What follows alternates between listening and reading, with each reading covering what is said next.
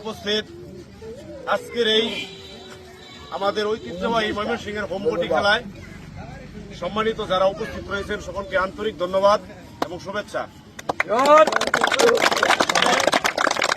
ময়মনসিংহের গর্ব সারা বাংলাদেশ ব্যাপী এই গুটি খেলা, আসলে এই গুটি খেলাটা কি অনেকে জানে না। এখন আমরা বিভিন্ন মাধ্যমে, বিশেষ করে যে ওই আমাদের এই মাধ্যমগুলো রয়েছে সেগুলোর মাধ্যমে অনেকে অবগত এবং অনেক দূর দূরান্ত থেকে এই খেলাটা অবলোকন করার জন্য আজকে আসবে। এখন আমরা এই মহিষাটিকির পক্ষ থেকে আমার কিছু কথা ব্যক্তিগতভাবে, যেহেতু তোমরা আমার এলাকার সন্তান, প্রত্যেকেই নিজ দায়িত্বে যেন ব্যথা না পাও, প্রথম কথা। 2 নম্বর কথা হলো কারোর সাথে কোনো বার্গেনিং যাওয়া যাবে না, এবং আমরা যারা যাব সবাই একসাথে একটা ইউনিটে খেলবো, যেতে আমরা কেউ পড়ে গেলে বা ব্যথা পাইলে বা অন্য কেউ কোনো কিছু করলে আমরা প্রোটেক্ট করতে পারি। আমরা নিজেদেরকে নিজেরা সেট করে গুটি আসলে অন্য কেউ এবারও নিতে পারবে না, কারণ গত বছর দক্ষিণ আর অনেক ফাল দিয়েছিল, তখনই তাদের ইউনিট ছিল, তারা পারে নাই। আমরা এবার 100% শিওর আমরা গুটি নিয়ে আসবো, মর্যাদা রেখে আমরা খেলায় প্রত্যাবর্তন করবো এবং ইনশাল্লাহ আমরা গুটি নিয়ে আসবো। আমাদের এখানে মোটামুটি ভালো একটা ইউনিট তৈরি, বিশেষ করে আমার ভাতিজা জহিরুল ইসলাম, সে মোটামুটি গুটি নিয়ে ভালো একটা করে অনেকদিন ধরে আমার ফোন টোন দেয়, তাকে অসংখ্য ধন্যবাদ এরকম ইয়ার সময় দেওয়ার জন্য।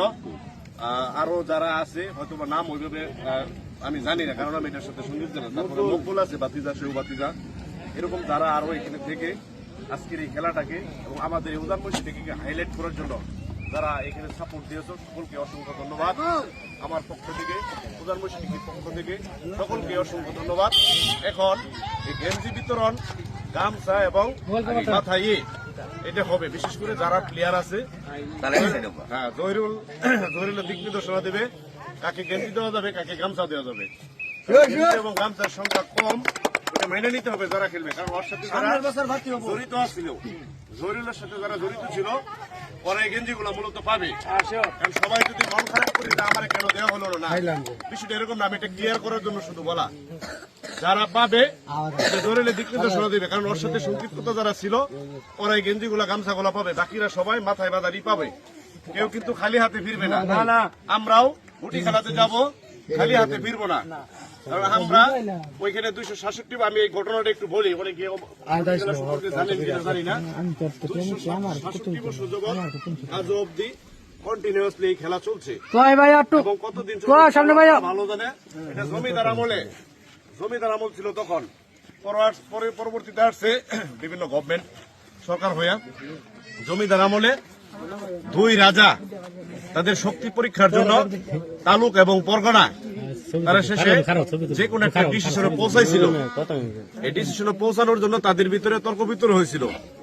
সে বলছিল যে আপনার এলাকার লোকে যদি শক্তি করে এই কাজ করতে পারে তাহলে আপনারটা রাইট, আর আমার এলাকায় যদি এই কাজ করে এটা রাইট করতে পারে আমারটা রাইট। খেলা তালুক এবং পরগনার যে বিষয়টা, এটাই মূলত এই খেলা লিপিবদ্ধ হয়েছে। 267 বছর যাবৎ চলছে, আজ অব্দি চলছে। আমরা ঈদের মতন আজকের এই দিনটাকে উদযাপন করি 267 বছর যাবৎ, এবং টানা গত 3 বছর মেবি আসছে। এই বছর আমরা আনবো, এবং দীর্ঘ মনে 7 বার বা 8 বার আমরা পুব্বা নিয়ে আসছি। বিশেষ করে আমাদের পুব্বাদেরকে দেখলে প্রত্যেক এলাকার মানুষ ভয় পায়। এটা আমরা এবারও প্রমাণ করবো গুটি নিয়ে আসার পরে। সকলকে অসংখ্য ধন্যবাদ জানিয়ে আমি আমার বক্তব্য শেষ করছি। আসসালামু আলাইকুম।